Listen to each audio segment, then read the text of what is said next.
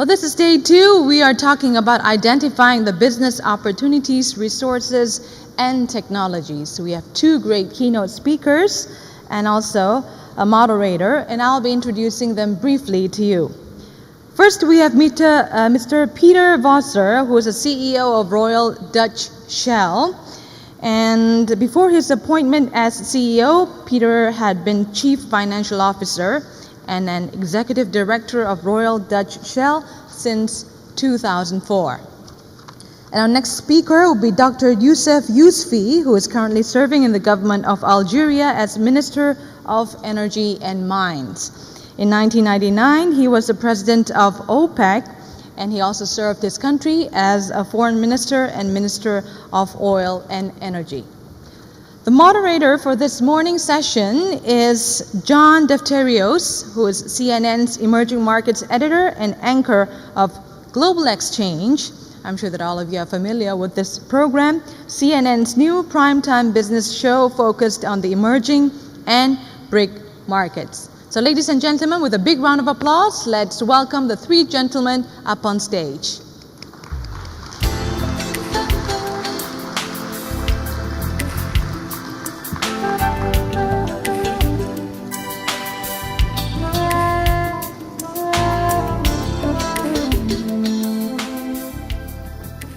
Good morning, Mr. P.Voser and Minister Youcef.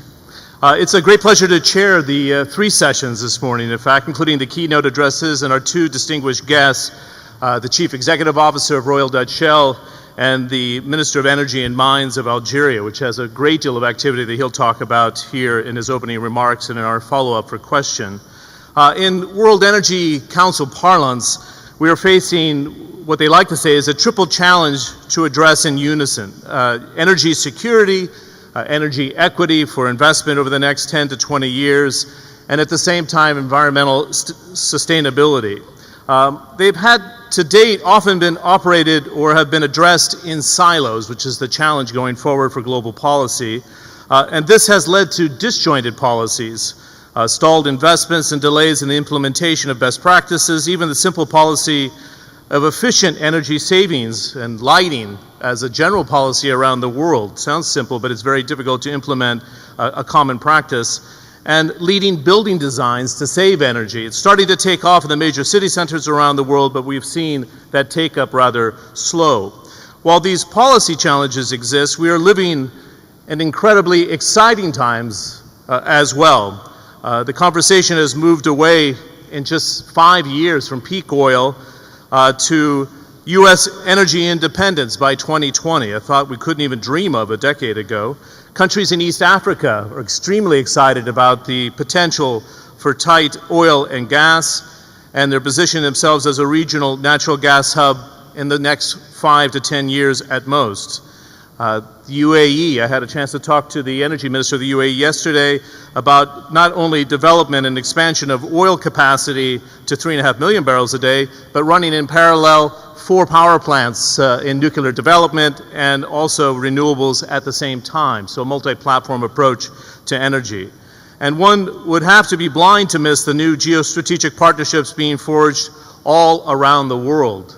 In Global Exchange, our emerging markets program, we look at the different relationships that take place. It'd be hard to miss what took place after the G20, with the leaders of China going into Kazakhstan to take a stake in the Kashagan field and a long-term partnership to expand on the existing partnership of China's Kazakh relations and also the relations in other Central Asian economies.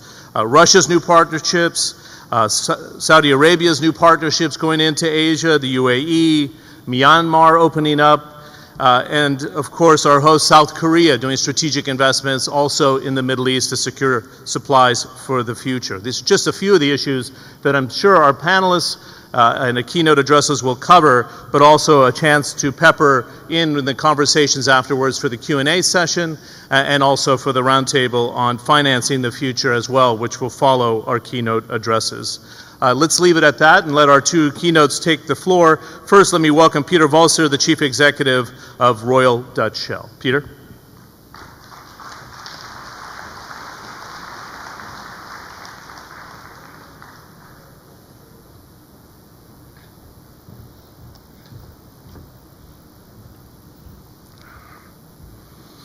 Good morning, everybody. It's great to be back here at the World Energy Congress. It's a great event, and I'm very pleased and honored to be speaking to you. Today, I will focus on the future of energy in Asia and how the region can develop a more secure and sustainable energy system. South Korea is an appropriate place to focus on this issue. The country is poised to play an important part in that future as a significant player in the global gas industry. Its famous shipyards are building the ships that will transport gas across the oceans to fuel Asia's economic growth. But let me begin by putting Asia's rising energy needs in perspective. Shell's scenario team recently published their latest report. It assesses how major social, economic and political forces might unfold over the 21st century and their impact on the energy system. The scenarios reinforce the scale of Asia's resources stresses. For example, energy demand in the region could more than double over the next 50 years. The scenarios also highlight the shift in economic influence from west to east. It's clear that Asia's emerging economies have entered a historic phase of industrialization and urbanization. The pace of change is almost inconceivable. According to McKinsey, the Chinese economy is changing at 10 times the speed of Britain during the Industrial Revolution, at a 100 times the scale. Billions of people in the region are emerging from poverty. This is not only transforming Asia's energy system, but also the world. Between them, China and India will provide the majority of global energy demand in the next 2 decades. Meeting this demand will be extremely tough. It will require heavy investment in all energy sources, from oil and gas to wind and solar. Asia is also increasingly dependent on energy imports at a time of high and volatile oil prices. This carries significant economic implications. According to one source, by 2020, China could spend as much as $500 billion a year on crude oil imports. Then there are Asia's environmental stresses. Governments face public pressure to tackle chronic urban pollution. There is also rising concern about greenhouse gas emissions. I see 3 critical steps for the region. 1, it's the intelligent planning in its growing cities. 2, diversifying its energy supply. And 3, the right government policies. So let me start with urban development. The world may need to build the equivalent of 1 new city of nearly 1.5 million people every week for the next 40 years. Asia is the epicenter of this growth. For example, Karachi, the population of Karachi could grow by half between 2010 and 2025, and Beijing's by even more. This poses a challenge, but it is also an opportunity to make progress towards a more sustainable energy system. The reason is simple. In 30 years' time, cities could account for more than 3/4 of the world's energy consumption. And those with higher population density are more energy efficient than sprawling cities. They encourage people to use public transport and to make shorter car journeys. According to our scenarios, this could lead to the equivalent of a 15% reduction in the average distance traveled by car passengers each year. That's around 2,000 kilometers per person. Intelligent urban planning could even transform the entire global transport system. It would provide the infrastructure for a cleaner car fleet powered mainly by electricity, hydrogen and natural gas, including cars fueled by compressed natural gas. This would help to cut pollution and ease Asia's need for imported oil. Now, to make this happen, we will need to see a truly integrated approach of urban development. I'm talking about deeper collaboration between the private and public sector, between different cities and across industries. That's a lesson from Seoul's experience over the past decade. The city has improved its public transport system and taken steps to tackle road congestion and pollution. A crucial part of the reforms has been the collaboration between the city's authorities and a range of parties, including transport companies, the Seoul Development Institute, academics, and other cities, including San Francisco and Amsterdam. So this reflects the breadth of the challenge and the need to draw on expertise from different sources. As a second priority, Asia must diversify its energy supplies. Renewables are making a growing contribution throughout the region, but fossil fuels are likely to meet the majority of demand for decades. According to Shell scenarios, fossil fuels could still supply up to 65% of Asia's energy in 2060. That's down from about 85% today. But it's a smaller slice of a much bigger energy system, so fossil fuels demand will remain strong. So what's the best way ahead in the power sector? Nuclear power prospects are uncertain, following the Fukushima tragedy in Japan. Meanwhile, coal-fired power is expanding all over the region. Against this backdrop, I would like to reassert the importance of natural gas to Asia. The bottom line is that the gas is the cleanest burning fossil fuel. It can make the biggest contribution to cutting the world's CO2 emissions over the next 25 years. That's because it produces only around half the emissions, for example, compared against coal. Natural gas can also be the urban fuel of the future. It can help to tackle pollution crisis in some of the Asian cities. When replacing coal-fired power, it sharply reduces emissions of pollutants like sulfur dioxide and nitrogen oxides. That's why the Chinese government, for example, has chosen more than a dozen model cities to make the transition to natural gas from coal and oil. Gas power stations are also the most practical option in urban areas. They emit few pollutants, and there is no need for lengthy transmission lines to carry the electricity from distant coal or nuclear plants. But we must acknowledge that gas does face challenges in Asia. Some people question whether supplies can really keep pace with such strong demand. After all, gas demand across Asia is projected to more than double over the next 25 years. Meanwhile, LNG supplies, so liquefied natural gas supplies, are under pressure, partly because of Japan's needs have risen following the Fukushima tragedy in 2011. But we must keep hold of the underlying reality. Global gas resources are expanding rapidly, and they will continue to do so. It is easy to forget that North America's energy supply revolution is still in its early stages.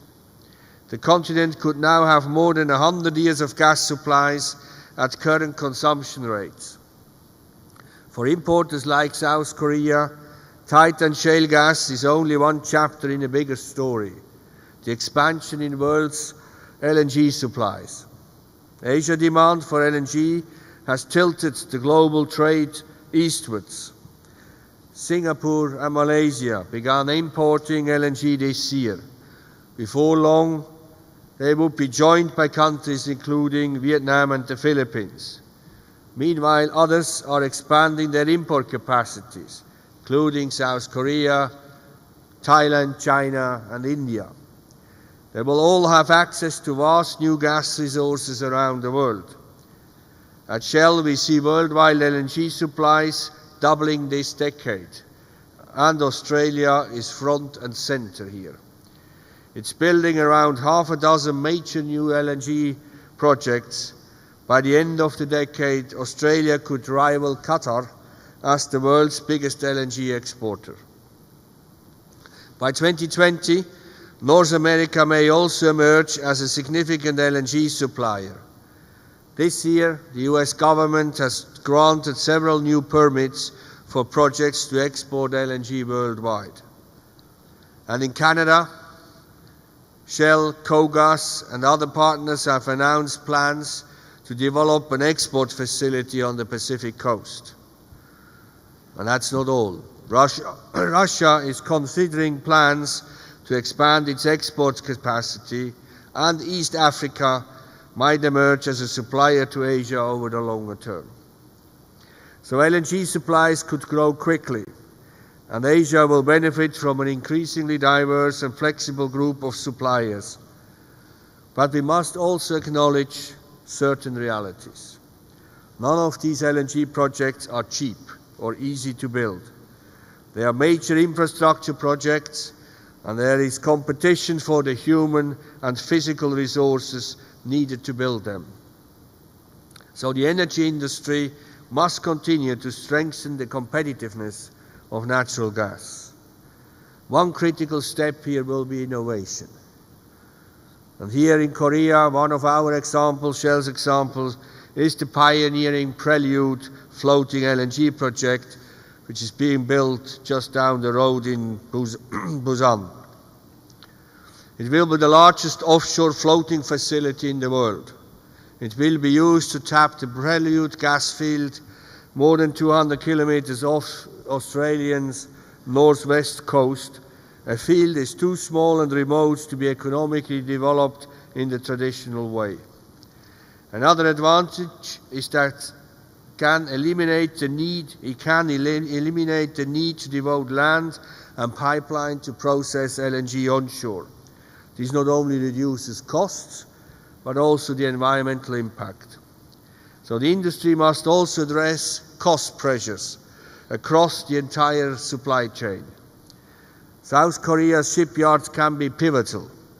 They are now a vital link in the global supply chain amid strong demand for LNG carriers and floating LNG facilities. With our partners, Shell is working on projects in Indonesia and in Australia, which we anticipate will also use floating LNG technologies. The high quality of Korean yards is attracting heavy investments, so they must be encouraged to maintain the outstanding quality of their work, and that means continuing to invest in their people. It also means holding their suppliers and contractors to the same rigorous standards and efficiency. Now that brings me to my final point, which I would like to cover. The right government policies will be critical to meet Asia's energy challenge. The first priority must be to tackle the region's urban pollution crisis. The Chinese government recently released its Air Pollution Action Plan. It set out plans for limiting coal use and addressing vehicle emissions.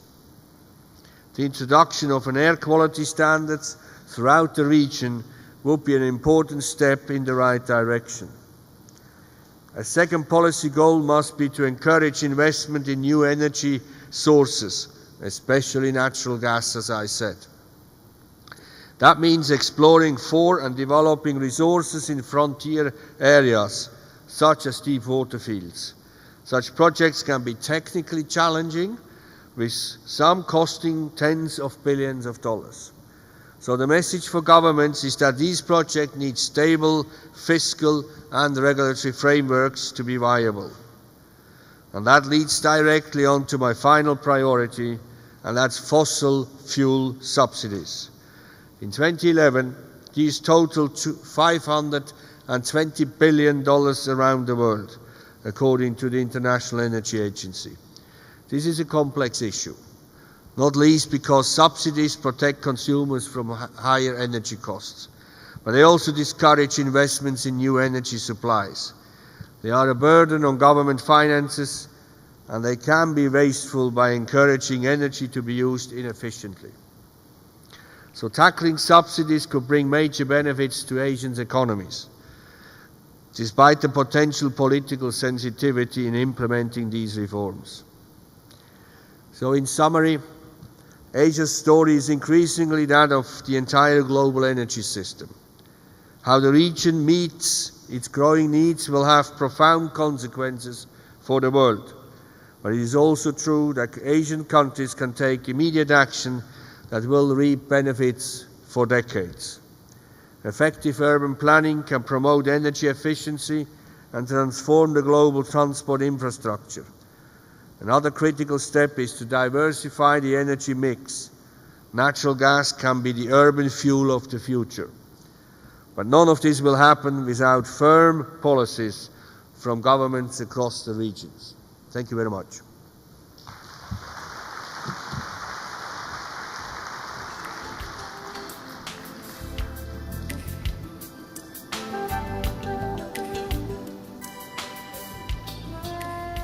It's nice to get you back to the podium. Before I introduce the minister in one moment, you brought up a number of interesting points, Peter, that we can follow up in the roundtable discussion thereafter. But one of the key points you bring up here is the cost of exploration, the cost of development. And what we've seen in a conundrum scenario in the last, 5 years, is the international oil companies and the national oil companies and their competing desires, if you will. So the cost base, for example, in Iraq, and what's the willingness to share under a service contract or a production sharing agreement. More and more the trend is to try to keep as much revenue as possible for the state, which puts the squeeze on the majors who have the financing. How do we start to reach an equilibrium with that sort of equation? And secondarily, with the next wave of development coming into the tight energy, where the costs are squeezed, this is going to be a bigger challenge for a company like Shell. It's not going to go away.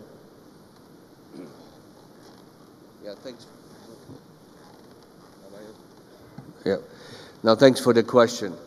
I think one needs to look at a long-term win-win situation between the country, the NOC, and the IOCs. And it's not just the financing which we bring. These projects are complex, they are big, and therefore they need technology, they need innovation. And I think that's where we can make a major difference by coming in. But it needs long-term sharing of a certain profitability as well, because otherwise for us it's not the right investment strategy just to invest and not getting actually a reasonable return back. So I think these projects are getting bigger and bigger, and therefore sharing risks through joint ventures, having multiple parties in these joint ventures, including the states and the national oil companies, I think is the way forward. It has always been part of our industry, but given the significant size, this is going to continue. I think the second one, which goes towards costs, I'm very concerned that on the skills side, we are marching towards a real shortage of technical skills. Given the investment levels which we have, given an aging population on the technical side, we are clearly need to work on education on a worldwide basis and bring those skills into our industry so that we can develop our projects with the right skills in the longer term. And through technical innovation actually start then to reduce costs as well. Because if you look at what we have spent 30 years ago for the first deep water, and when you then actually look what innovation and technology we brought in to actually tap even further down, tap new resources, and actually make it happen at an average cost level which is acceptable. So I would still see this long term to happen, but we need the right skills and we need the right R&D investments in order to actually get there. So I'm not as pessimistic as a lot of people around us. I think this is a huge investment industry. We will find the right equilibrium between the revenues locally and the reasonable returns for us. because what we need to avoid and what we want to avoid is volatility in energy prices going forward and an ever-increasing energy price because of shortages. We should not forget we lose every year 4 to 6% of oil through natural decline. So this is an industry which needs to invest. Okay, very good. One follow-up, and then I'll invite the minister to take the floor. We've seen this revolution in the United States, and it decoupled prices between natural gas and, of course, crude prices. We're still hovering on $100 a barrel for 3 years running. But they haven't decoupled here in Asia, where you have this demand. Will the demand in Asia, in an odd way, prevent the decoupling that people are waiting for here, or not? What is your view? How do you plan for the future with this Asian demand, but the natural gas price is still remaining triple what we see in America? Yeah, I think we need to bring some reality into this discussion as well. If you have a Henry Hub price 4 to 6, that gives you a Tokyo lander between 10 and 12. If I look at the last 3 years of what long-term contractual prices which we got in Asia, they were between 10 and 15. So the difference is not that big. If you do the same for Europe, if you take 4 to 6 Henry Hub, that gives you 8 to 10 landed in Europe. The prices over the last 3 years have been between 6 and 11. So this arbitrage game and the de-linking, I think, is a little bit overplayed. I think in Asia we are predominantly replacing oil consumption with gas consumption. And there are still many countries who actually like to have a secure supply, which is a big LNG plant, and then actually linked to a big spot market, which is oil and not gas, because the spot market in Asia is maybe 10% of the consumption in Asia for gas, whilst in the US it is a complete developed spot market. So I think you will still see oil price linkage, you will still see long-term contractual arrangements, and they may get maybe 10-15% Henry Hub kind of impact into those pricing formulas, but I would still see the Asian gas price for the longer term as a very solid gas price supporting the gas growth in Asia. Yeah, it's incredible. You agree with these numbers, then? With 240 million tons of consumption now, going to 500 million tons by 2030. You're in alignment with that sort of natural gas growth. Absolutely, yes. And it's the strongest will be here in Asia, there's no doubt. Gas growth worldwide will outpace oil growth, there's no doubt about that, given the numbers you just mentioned. And therefore we will need all these LNG projects, like we also need tight and shale gas.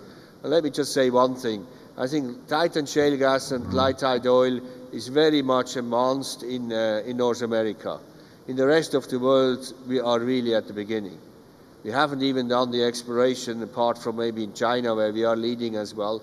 So I think this is a big hype at the moment, but we need to de-risk it. And the major impacts from shale gas and tight gas and shale oil this decade in the rest of the world, I don't see. It will be years or decades to come before this really comes.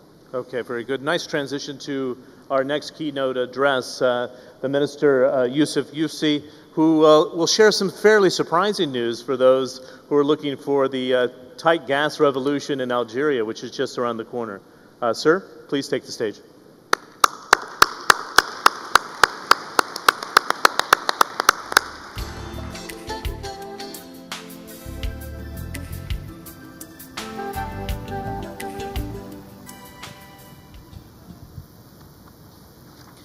Good morning, and thank you very much.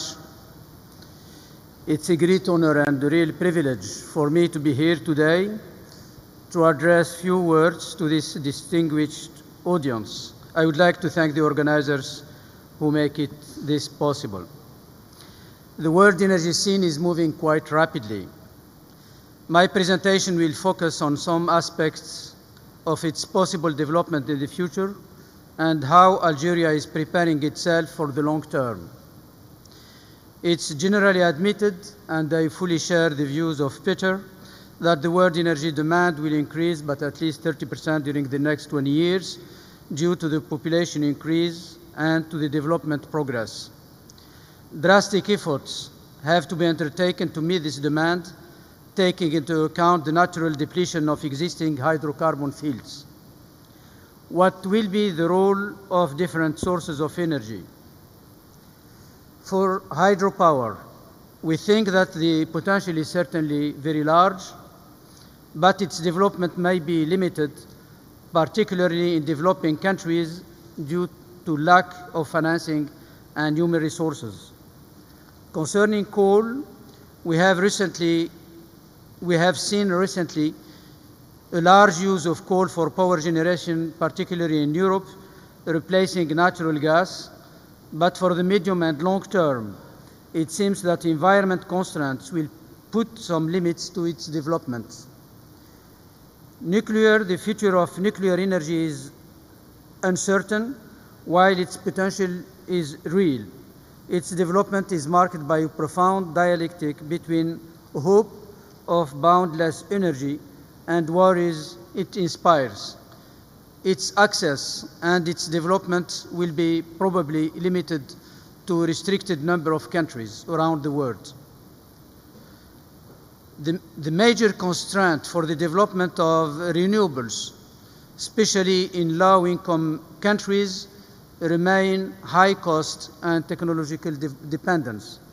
In spite of the development of these sources, hydrocarbons will continue to take the largest share of the energy mix, and it is expected that the role of natural gas will continue to increase with the rapid development of unconventionals inside and outside the United States.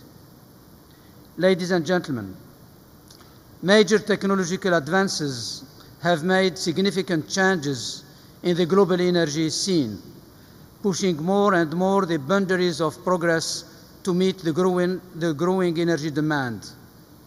Access to unexplored areas, to new horizons, deep water and pre-salt, new technologies in seismic and in production process brought drastic changes and give new vision to hydrocarbons' future. It's true that oil prices levels have boosted this progress. On the demand side, significant efforts have been made in energy efficiency and energy conservation. It is expected that new progress will result in cost reduction and in all hydrocarbon chain.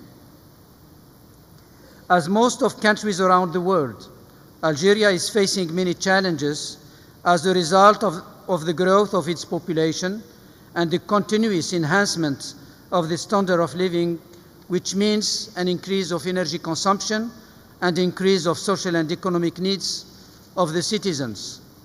In the meantime, Algeria intends to remain among the major international suppliers of hydrocarbons. In long-term, energy policy is based on the following main components. On the demand side, to promote actions to rationalize the consumption and to give the greatest attention to energy efficiency and energy conservation. On the supply side, to implement a wide program of renewables. An investment of around $100 billion is planned to develop mainly solar and wind energy with the objective of covering around 1/3 of our power consumption by 2030. The potential in solar energy is one of the most important in the world, and if conditions are met, I mean cost reduction and opening of the market, it could be possible to export green electricity to Europe. On the hydrocarbon side, we have already started an ambitious program of intensifying exploration, not only in mature basins, but also in less explored regions. The first results are very encouraging. Large discoveries have been made very recently, I mean this year, in mature basins under existing fields, like the giant gas field of Hasirmel. We have strong indications of oil presence.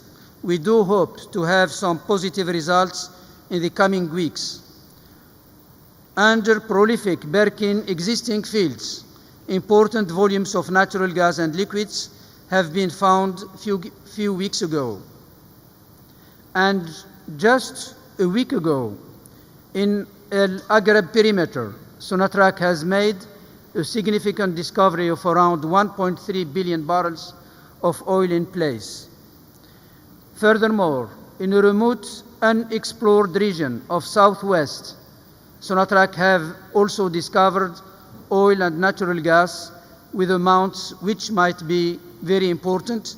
The structure is around 700 square kilometers.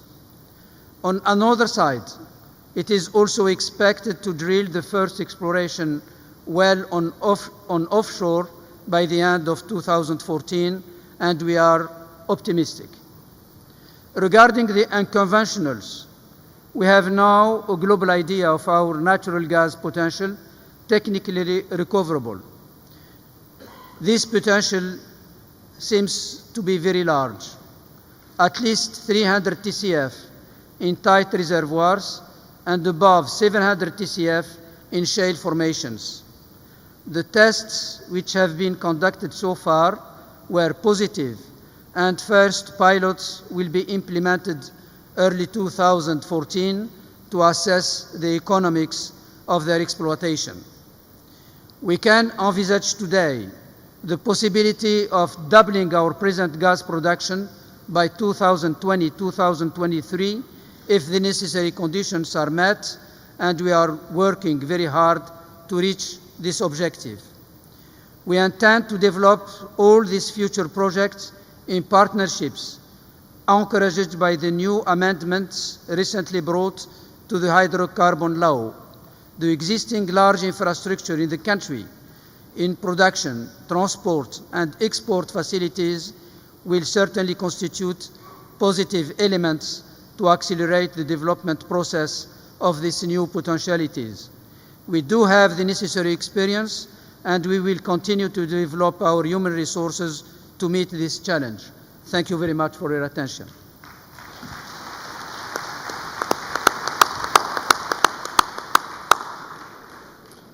Minister, I hope you can hear me as you come back to your seat. We have a couple of follow-up questions, and I want to pepper the two of you with some questions before we open it up to the floor. Almost in CNN television speak, you almost buried the headline here because you said there's some great potential in tight oil and gas. You're looking at 10 times the reserves that you have now in traditional natural gas. Is this the potential in Algeria for the shale development? The assessments we have made and the different studies we have made show that the potential in tight and shale gas are very, very important. And that might be above 1,000 TCF for natural gas. And for oil, we are continue to assess the volume existing in tight formation and in shale formations. In our next panel, we're going to talk about financing the future. I suggested this to Peter in the debate that's taken place with the national oil companies or national energy companies, particularly because of the gas predominance in your country.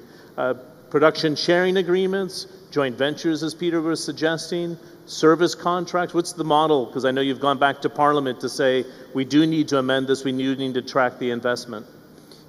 We are very flexible on that, and we have new amendments in our hydrocarbons law, which allows all kinds of possibilities. But the terms of the new law are quite interesting for everyone, for the government, for the Sonatrach, and for our partners. Was that a wink that you gave to Peter here just to welcome him in, or is it? And also these amendments is permitting the exploitation of the unconventionals. So let's draw out the next 10 years. Where do you hope to be in 10 years, realistically, in Algeria with the unconventional combined with the conventional, and even the suggestion of oil discoveries you've made? Where do you think you'll be in 10? We are intensifying in the process of intensifying our exploration for conventional and unconventionals. We are going to start by the end of this year pilots for unconventional. We have made tests for the technically recover the if these shale formations, if natural gas and oil are technically recoverable. We have made tests and they are very positive. Now these pilots will show us if the economy is there during 2-3 years, and if it is positive, now we are going to start the exploitation on large scale, and we do hope that by the end of 2020-2023 we are going to produce a large volume of natural gas and possibly also of oil. As the Minister knows, we have our other program on CNN's Marketplace Middle East, so we cover your developments very carefully, and the amount of investment that was coming from the Gulf states into North Africa. Algeria was a big target, Syria was a big target for investment. With the level of insecurity that we see right now and the lack of stability in your neighborhood, is it realistically affecting your development plans? Have people taken a second look at Algeria and said, a little bit too risky because of what we saw in the attacks in the southwest in January of this year? We have taken very tough measures in order to secure all our infrastructure in the southern part of the country. I think that we have demonstrated during the 90s, when the terrorism was very active in our country, that we were able to secure all the oil and gas infrastructure, and we were able to maintain our production and exports. And also we have demonstrated, even in Amina's attack, that we are able to correct the situation as soon as possible. And today the security is absolutely maintained in this region. Okay. Let me follow up on that. Is there a new enemy here that the world has not been prepared for? It's a very different enemy that hovers in East Africa and in North Africa, and the weak points, not within Algeria, but right on the Algerian border, the lawlessness that we're seeing in Libya. Should we start thinking of security in a very different way and get much deeper cooperation amongst the global powers to address that? If not anything else, for energy security purposes? We know that the situation in our borders, mainly Mali and in other countries, pushed us to review our security system. And we have developed measures which ensure the full protection of our country first and of our infrastructure in this part of the country. So we don't have any big concern about that, because for example, the military have taken in charge all these security problems in our borders. So they've moved to secure the energy facilities as well? We have reinforced drastically the security measures on our borders and in this region of the country. Good. Peter, the Minister brought up a very fair point about the economics of this. We've lived in an environment, because of the additional security risk, a 10 to 15% premium, some would suggest, on oil prices since the Arab Spring. So we've been hovering, for the first time ever, $100 a barrel for 3 years running. Can we be complacent that that's the new normal, the $100 a barrel? How do you plan for the future with investment in this sort of environment in terms of the pricing we've seen the last 3 years and the pricing for the next 3 to 4 years, would you suggest? Yeah, I have stopped giving predictions on oil price because normally I get them wrong. But I think if you look long term, the oil price, in our opinion, will rise, because it will be, technically speaking, more complex to develop the resources. The non-technical risks that can have security, it can have community liaison, it can have all sort of working together on non-technical risks, either with the governments, with our partners, or with communities, will add further costs. And I think that needs to be covered by the long-term oil price, or for that matter, the gas price as well. So our base scenario is it's an increasing oil price scenario, rather more volatile compared to the past. And today, I would say, anything between around 100, most projects or practically all projects will be built, and therefore I think if you look at it from that side, I think the price needs to reflect at the end where on how the resources can be developed. Not everything is like in some Middle Eastern countries where the average price for the development is very low. In most other areas it's not the case, and a lot of non-OPEC oil and gas will have to flow as well, and for that you need a certain price. Then on the other side, I think the costs included in the budgets, even of the Middle East, Northern African countries today, do actually also reflect a long-term oil price which needs to be around 100 or even plus in some countries, so that issues like youth unemployment, development of new industries in those areas, therefore jobs for the longer term need to be actually that needs to be accommodated. So I think personally around 100 is most probably good value for to go forward. Good. I'm going to come to this part of the world and get your thoughts on Myanmar. It's extraordinary to see an economy closed for 50 years, nationalized in 1962. You flip a switch, democracy comes into place, you have elections, and there's a flood of companies going in. What is the potential, would we suggest, particularly in the natural gas side of Myanmar? We can't overlook the geostrategic positioning, of course, feeding into Southeast Asia and north into China, but is Shell excited about Myanmar? What's the real potential? Because we don't know completely yet because it's been closed for so long. Yeah, I think it's remarkable the journey which Myanmar has gone through, the opening up, and also now potential exploration tenders coming pretty fast in our industry. The country and the government is learning, is putting legislation and regulations together. So this is it's a fascinating journey. It's a very unique one where you get a country of 60 million people coming into the economy, the global economy. That hasn't happened too many times. So it's exciting from that point of view. If I listen to my explorers, now I have to say they're always excited, but they're excited, yes. And therefore, if you look at the geology there, I think there is potentially hydrocarbons there, and then we are always looking at that. So. Good. And it's not just a game for China, obviously, right? This is the IOCs have come in and they're going to get a fair crack at it. We will certainly do our best, yes. Okay, very good. We'll take 2 questions from the floor. I would prefer to have one for Mr. Voser and one for the minister, if I can. If there's any questions, do we have microphones in the audience? We'll take them very quickly. We have one here in the front row, please.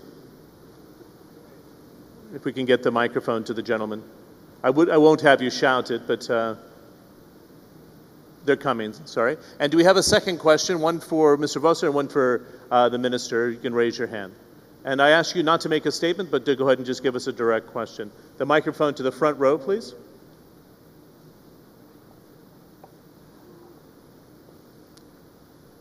And do we have a second question? We have another one right here in the front row. Just a second, please. If I can get a microphone to this gentleman here as well. Please. Sorry. Good morning. It's Sandro Clerici from Cesi, Italy. I am responsible also of the energy resources in WEC. I have a question to my friend, the Minister of Algeria. You have mentioned the possibility to export green energy from North Africa to Europe. I would say it's a challenging project, but the key issue we have now in Europe, take Germany, Italy, is that we have a tremendous excess of green sources that are volatile, and we have a big problem of working of all these renewable volatile with our system. So I see that it would be just the opposite, to send the excess of conventional energy down so you can have a backup to develop locally your energy resources and not to create much more problems to our system. I don't know if I was clear on that. Good. I was talking for the long term. I understand that for the short term, it is not practical, to export electricity to Europe. But I said for the long term. But we are developing the renewables for our country, for our own consumption. If for the long term, by 2030, 35, 40, if there is a possibility of reducing the costs, and if the conditions, the internal conditions of Europe are there, opening their market, and if there is a need, of course, we can be in position to export green electricity to Europe. But it is not a short-term objective for us. But we are developing the renewables first for ourselves. Thank you. Thank you, Minister. Quick question here, and then we'll wrap up the session. This is for Mr. Voser, I hope. If you can identify yourself. Yes. Saleh Al-Awaji, the chairman of Saudi Electricity Company. My question is to Mr. or to His Excellency Youcef, maybe related to the point that being raised. We have heard about solar desert tech project or proposal a few years ago, and in the meantime, we are not hearing too much about that. Can you brief us what's the latest development in this project and if there are any serious movements or results? Gives us a sense of the interest in your country. Go ahead. Yeah, it's more or less the same answer. Desert Tech has as objective to promote the production of renewables, mainly the solar energy, in North Africa, and then to export electricity to Europe. We are not in this perspective. We decide ourselves in our policy to develop the renewables for the long-term needs of our country. So once more, for the long term, if there is a need, if the conditions are there, if the costs are reasonable, then we can envisage the possibility for exporting. But we are not developing the renewables to export, but first to meet our domestic needs. Great. Thank you. Thank you for the very direct questions. I appreciate it. P.Voser and Minister Youcef, thanks very much for your very candid answers. A round of applause. We'll have our next panel starting in 10 minutes' time on financing the future. Gentlemen, thank you very much.